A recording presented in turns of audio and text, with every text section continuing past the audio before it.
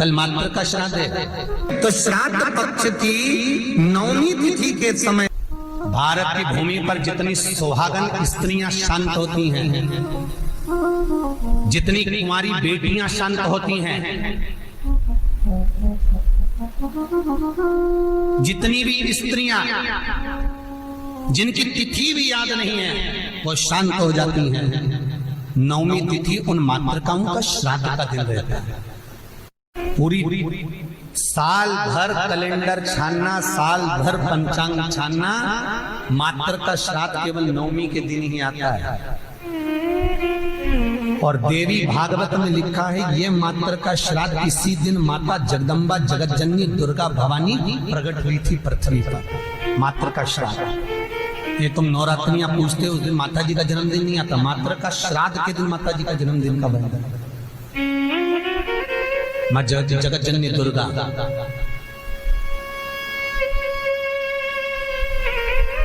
मात्र का श्राद्ध किसी ने कृष्ण किया है, वो हम लिखकर लेकर आए हैं कि महाराज श्राद्ध पक्ष में हमें किसको भोजन कराना चाहिए। ऐसी कोई पुराण नहीं जिस पुराण में लिखा है कि स्त्री मरे तो स्त्री को ही भोजन करा। बहुत ध्यान देना, महाराज कथा था। श्राद्ध पक्ष में कोई विडो स्त्री मर गई, कोई विधव्य नारी मर गई, विधवा स्त्री मर गई तो किसी विधवा को भोजन करा। कोई स्त्री चली गई तो उसकी जगह स्त्री को भोजन करा। आप चाहे मार्कंडे पुराण उठा लो, मनुस्मृति उठा लो, व्याघ्र स्मृति उठा लो, किसी भी पुराण में किसी भी शास्त्र में ये नहीं लिखा कि श्राद्ध का भोजन आप स्त्री को कराओ।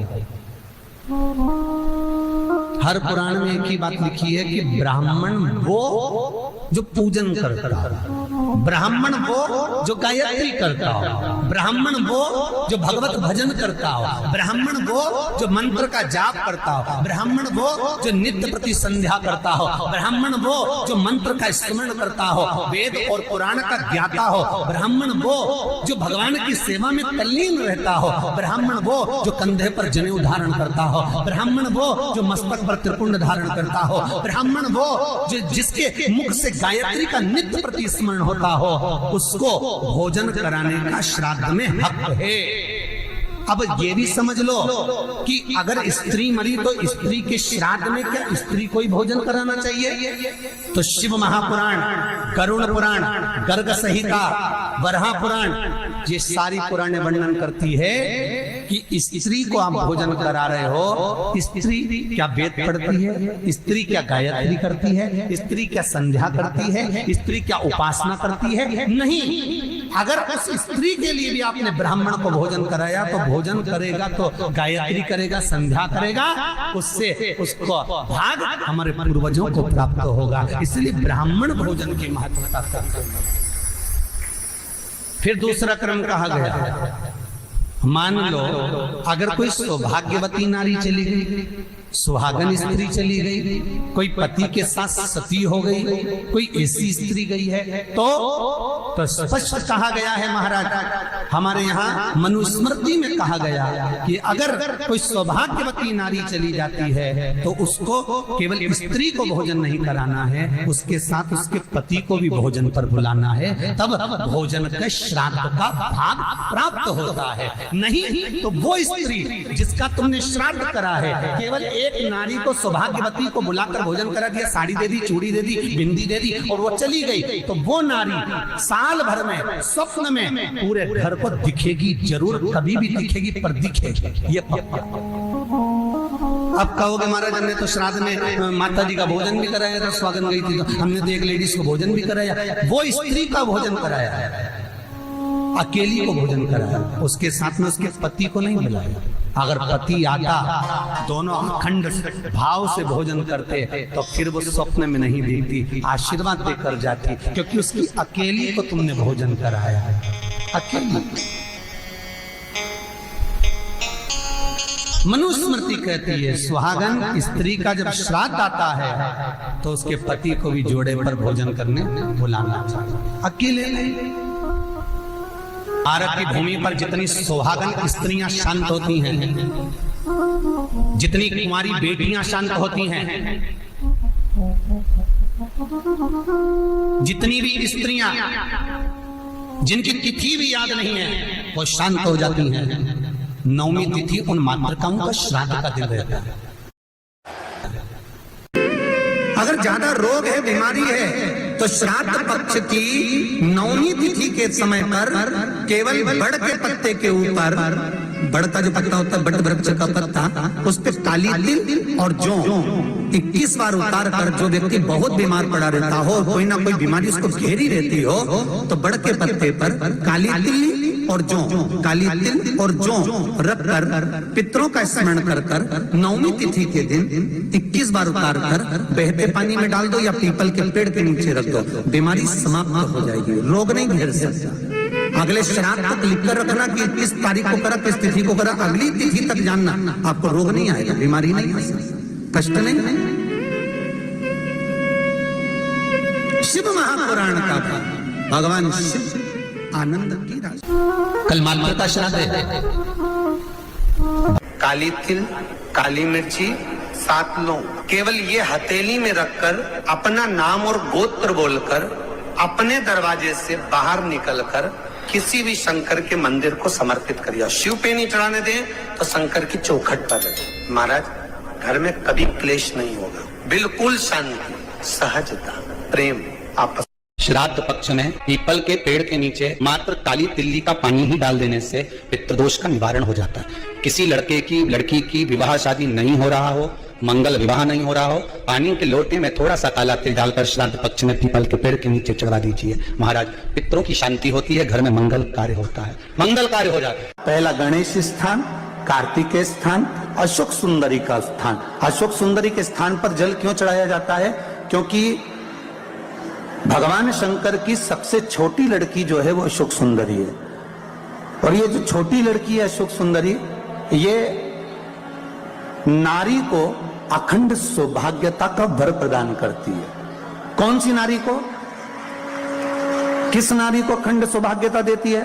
तो महाराज शास्त्र कहता है जिस नारी के भाग्य में लिखा होता है कि इसको वैधव्य होना है, इसके पति को समाप्त होना है, अगर वो नारी अशोक सुंदरी वाली जगह पर जल चढ़ा देती है तो पति पर अगर काल भी मंडरा रहा होता है तो मां अशोक सुंदरी महाकाल से कहकर काल को टाल देती है। वो अशोक सुंदरी का डब्बी में आप सोने की अंगूठी रखते हो, जिस डब्बी में आप सोने की लौंग रखते हो, जिस डब्बी में सोने का कोई सामान रखते हो, उसमें चांदी नहीं रखी जाती। किस किसने सुन रखा है? कभी सुना होगा, आप लोगों के स्मरण में होगा कि सोने की जो डब्बी होती है उसमें चांदी नहीं रखते, मतलब चांदी के साथ सोना नहीं रखा जाता। सोने के साथ चांदी नहीं रखी जाती, चांदी के साथ सोना नहीं रखा जाता। अर्थात जिस डब्बी में सोना रखाता है और जिस डब्बी में उसी में चांदी रख दी जाती है, और स्त्री या पुरुष उस सोने को अपने शरीर पर धारण करता है या उस चांदी को अपने शरीर पर धारण करता है, उसकी आयु क्षीण होती चली जाती है। मेरे शंकर भगवान को 1 लोटा पानी, 1 कलश जल चढ़ाते रहिए। हाँ, बीच बीच में अगर ज्यादा तकलीफ आए तो चंदन डालकर चढ़ाओ, लक्ष्मी की कमी आए कमल गट्टा डालकर चढ़ाओ, रोग ज्यादा घेर रहा हो तो काली तिल चढ़ाकर चढ़ाओ, और ज्यादा तकलीफ बीच में आ रही हो तो शमी पत्र चढ़ाने के बाद फिर जल चढ़ाओ। कभी शमी पत्र चढ़ाकर आप जल चढ़ा, कभी बेलपत्र चढ़ाने के बाद जल चढ़ा दो। बीच बीच में प्रयोग करते रहना चाहिए। तरह से मरे हुए व्यक्ति का मोक्ष नहीं है। पहले नंबर पर पानी में डूबकर मरे हुए व्यक्ति का मोक्ष नहीं। दूसरे नंबर पर सर्प के डसे से मरे हुए व्यक्ति का मोक्ष नहीं। और तीसरे नंबर पर स्त्री के हाथ से, नारी के हाथ से अगर कोई मरता है उसका मोक्ष नहीं। बीमारी डॉक्टर का पीछे ही नहीं छूट रहा हो तो शिव महापुराण, विष्णु पुराण और स्कंद पुराण में जो पुरुषोत्तम कथाओं का वर्णन किया गया है एक आटे का दिया, उसमें 4 बत्ती, आटे के दिए में 4 बत्ती रखें, तिल्ली का तेल डाल लें, थोड़ा सा उसमें सरसों का तेल डालें। महाराज घर के बाहर अर्थात घर के अंदर के बाहर जो चौखट होती, चौखट से थोड़ा सा बाहर, बिल्कुल चौखट पे नहीं बैठना, थोड़ा सा बाहर, 9वीं तिथि के दिन शाम के 6 से 6:30 के बीच में 21 बार जो व्यक्ति बीमार रहता है उसके सिर से नीचे की ओर श्री नरसिंह भगवान का स्मरण कर, 9वीं तिथि के उस तिथि का नाम लेकर, जो व्यक्ति का उतारा कर रहे हैं उसका नाम और गोत्र लेकर 21 बार जो उतार कर उस दिए को घर के ही चौखट पर, आज भी नियम है 9वीं तिथि के दिन अगर भगवान नारायण के चरणों में हल्दी और कुंकू दोनों चीजें चढ़ाई जाए तो नारी कभी विधवा होकर नहीं मरती। आज भी लिखा है, अखंडता को पाने के लिए भगवान नारायण के सीधे चरण में हल्दी और उल्टे चरण में हरोली चढ़ाई जाती, कुंकू दोनों। हंस और कौवे में एक अंतर है, हंस गलती को देखता है तो भी चुप रहकर एकांत में जाकर कह देता है कि तुमने ये गलती कर। हंस कभी चिल्लाकर नहीं कहता, और कौवा एक ऐसा होता है जो कोई गलती करे तो काऊ काऊ काऊ काऊ कर कर कर चिल्ला चिल्ला कर इकट्ठा करेगा, सारे कौवों को इकट्ठा कर लेगा, और वो कौवे भी कुछ नहीं करेंगे, वो भी काऊ काऊ करेंगे। कौवे का काम है कि सबको इकट्ठा करना है, चिल्लाओ काऊ काऊ काऊ करो, इसने ये गलती करी है, चिल्लाना चालू करो, और कौवे का काम है वो चिल्लाता रहेगा, इकट्ठा करेगा, सबको एकत्रित करेगा, और वो कौवे भी चिल्लाएंगे, बहुत चिल्ला। पर निवेदन है, कौवा मत बनना, हंस के झुंड में जाकर बैठना, थोड़ा समझना समझाना। क्यों कहा कि मंदिर में भी अपने पांव लंबे कर कर नहीं बैठना, पांव मोड़ कर बैठना। पांव मोड़ने से मतलब है कि मंदिर में जब भी जाना, भगवान के पास जब भी जाना, कथा में जब भी जाना, तो अपने दिल को संसार से मोड़कर परमात्मा के पास लेकर बैठना, तो परमात्मा मिल सकता। भगवान शंकर के मंदिर में अपन पांव को मोड़ के बैठते हैं, हाथ जोड़ कर बैठते हैं, क्योंकि अपने दिल को मोड़ना है परमात्मा की ओर, भगवान की।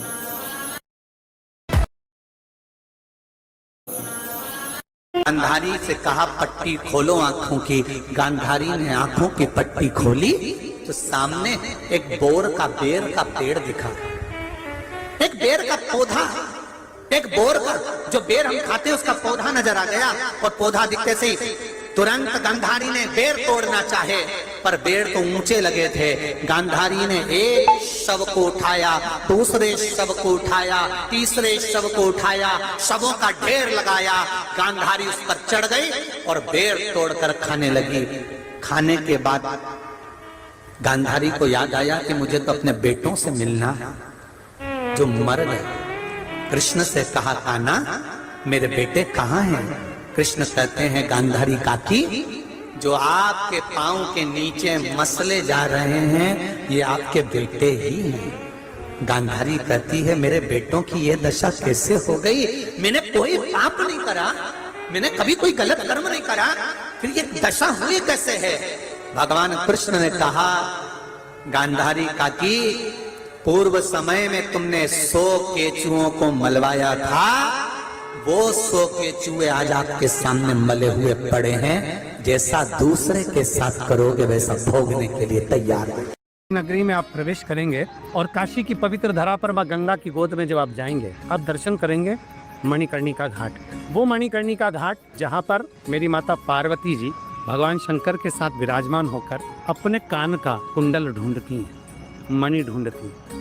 कभी विचार किया आपने कि पार्वती जी के कानों में जो कुंडल था उसमें ऐसी कौन सी मणि थी जो माता पार्वती जी को खोजने में बहुत समय लग गया? शंकर भगवान बाजू में बैठे हैं, पास में बैठे हैं, पर माँ उस मणि को खोजने में लगी हैं। क्या आपको मालूम है कि एक लौकिक लीला, संसार की लीला माता पार्वती क्यों कर रही हैं, क्यों मणि ढूंढ रही हैं? हम और आप शिव महापुराण की कथा श्रवण करते हैं, पुराण पढ़ते हैं, कभी आपने स्मरण किया कि मणिकर्णिका के घाट पर ऐसा कौन सा कुंडल था, ऐसी कौन सी मणि थी जो माता को ढूंढने में कई समय लग गए, कई वर्ष लग गए, और माँ उसको ढूंढती रह गई? केवल एक मणि जो माता पार्वती जी ढूंढ रही थी। माता पार्वती जी क्यों ढूंढ रही थी? क्योंकि वो मणि साधारण नहीं थी, वो मणि थी संसार की शांति की, स्नेह की, प्रेम की। जब वो मणि खो जाती है, देवाधिदेव महादेव पूछते हैं, पार्वती आखिर इस मणि में ऐसा क्या था, इस कुंडल में ऐसा क्या था जिसको खोजने में तू सालों लगा देती है? इतनी प्रियता क्या थी? माता पार्वती जी कहती हैं, जिस मणि को मैं ढूंढ रही हूँ वो संसार में एक पति पत्नी के विश्वास की है। मणि को ढूंढ रही हूँ संसार में भाई भाई के विश्वास की है। मणि को ढूंढ रही हूँ एक बहन के विश्वास की है, माता पिता और परिवार के विश्वास की है। वो मणि इस जगह पर खो गई है, उस मणि को ढूंढना जरूरी है स्वामी। अगर वो मणि नहीं मिलेगी तो संसार में विश्वास कहाँ रहेगा? शंकर कहते हैं, पार्वती तुम्हारे एक कान की मणि गिरी है वो विश्वास की है, तो दूसरे कान की मणि कौन सी भाव की है? पार्वती जी कहती हैं वो शांति की मणि है। तो पार्वती तुम्हारे कान के कुंडल में एक मणि तो लगी हुई है। भगवान शंकर से पार्वती जी कहती हैं विश्वास की मणि कहीं खो गई है और शांति की मणि मेरे कान में है। जो हमारे नजदीक में आ जाता है ना स्वामी, उसको शांति मिलना प्रारंभ हो जाती है, और जो दूर चले जाता है उससे धीरे धीरे धीरे धीरे विश्वास टूटता चले जाता है। हर हर महादेव, श्री शिवाय, नमस्ते। व्यस्त हो तो समझ लो कि सबसे ज्यादा मस्त हो। आप व्यस्त हो तो समझ लो कि सबसे ज्यादा जम के बोलो जरा, मस्त हो। और आप किसी की खुशियों को देखकर त्रस्त हो तो समझ लो काय के मस्त हो। किसी की खुशी देखकर कोई अच्छे पद पर बैठ गया, कोई अच्छी कुर्सी पर बैठ गया, कोई अच्छे पद पर पहुंच गया, कोई अवधि पर पहुंच गया, कोई बहुत अच्छा काम कर लिया, किसी ने बहुत अच्छा कार्य कर लिया और उसको देखकर आप अंदर ही अंदर से त्रस्त हैं, तो फिर काय के मस्त है। काय इसलिए शिव महापुराण की कथा कहती है कि भगवान से प्रार्थना करा करो कि मुझे व्यस्त रखना। अगर मैं व्यस्त नहीं रहूंगा तो लोगों की अवगुण देखूंगा, लोगों के गलत गलत भाव देखूंगा, अच्छा ही नहीं देख पाऊंगा। इसलिए मुझे व्यस्त करते हुए श्री शिवाय नमस्तुभ्यं को 5 बार हम लोग पुकारते। 5 बार क्यों? शिव महापुराण के बीच में जब स्तुति करी जाती है, आंख बंद कर बैठा जाता है, भोला सब दुख काटो मेरा, तब बोला जाता है। तो 5 बार श्री शिवाय नमस्तुभ्यं की गर्जना क्यों करी जाती है? क्योंकि इतने जो भक्त आते हैं, इनके जितने दुख हैं, तकलीफ हैं, कष्ट हैं, परेशानियां हैं, चाहे हमारी हो चाहे तुम्हारी हो, जब हम उच्चारण 5 बार करते हैं तो ये शब्द हमारे शिव पंचायत में पहुंच जाते हैं। कहां पहुंचते हैं? शिव पंचायत। शिव पंचायत में कितने देवता हैं? 5। शिव पंचायत में 5 देव, 5 देव। और शिव पंचायत के अंदर जो 5 देवता हैं, भगवान शिव, दुर्गा भवानी, श्री गणेश जी महाराज, भगवान सूर्य नारायण और भगवान विष्णु, भगवान नारायण, भगवान नारायण। ये शिव पंचायत के 5 देव हैं। ये भाव प्रकट होता है कि जब हम भगवान शंकर का 5 बार भगवान शिव का नाम लेते हैं, 5 बार उच्चारण करते हैं, श्री शिवाय नमस्तुभ्यं, श्री शिवाय नमस्तुभ्यं, श्री शिवाय नमस्तुभ्यं, श्री शिवाय नमस्तुभ्यं। हम और आप 5 बार जब उच्चारण करते हैं तो हमारा वो उच्चारण करा हुआ शब्द, मंत्र शिव पंचायत के अंदर चला जाता है। और जिसने भले आस्था चैनल के सामने बैठकर बोल रहे हो, चाहे नंबर में 5 बार भी आपके मुख से श्री शिवाय नमस्तुभ्यं निकल गया और तुम्हारा कोई दुख है तो वो शिव पंचायत में जाता है और भगवान शंकर की वो पंचायत में हमारे दुख को काटने की तुरंत अपील लग जाती है और हमारा दुख अपने आप कटना प्रारंभ हो जाता है, अपने आप। शिव पंचायत में बुरी है। घर के अंदर धूप छोड़ने के बाद पितृपक्ष में 16 दिन जिस घर में धूप छोड़ने के बाद हाथ की अंजलि में जल लेकर नहीं छोड़ा जाता था, केवल धूप छोड़ दी और अंजलि में से पानी नहीं छोड़ा गया। गाय को श्राद्ध पक्ष में रोटी निकालकर खिला दी, थोड़ा सा जल गाय को नहीं दिया गया। कौवे को रोटी दी गई, कागा को भोजन दिया गया, जल नहीं छोड़ा गया। ब्राह्मण को भोजन कराकर उसको जल नहीं दिया गया।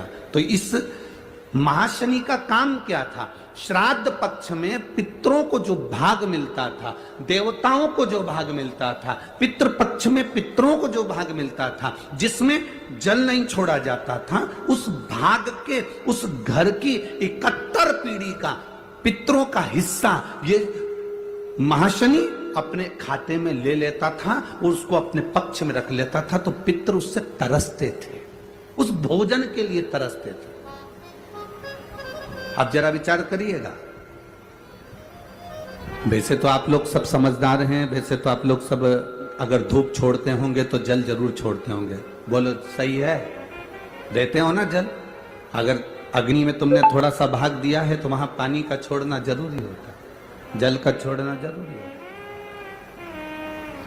जल नहीं छोड़ा तो वो भाग महाशनि के खाते में चले जाता है, जल नहीं छोड़ा तो वो भाग महाशनि के पास पहुंच जाता है, महाशनि के खाते में। अब महाशनि उस भाग को एकत्रित करता गया। जब उसने बहुत सारा भाग एकत्रित कर लिया तब उसने देवताओं पर आक्रमण कर दिया। जब महाशनि के पास में जब बहुत सारा भाग आ गया तो उसने आक्रमण कर दिया। आक्रमण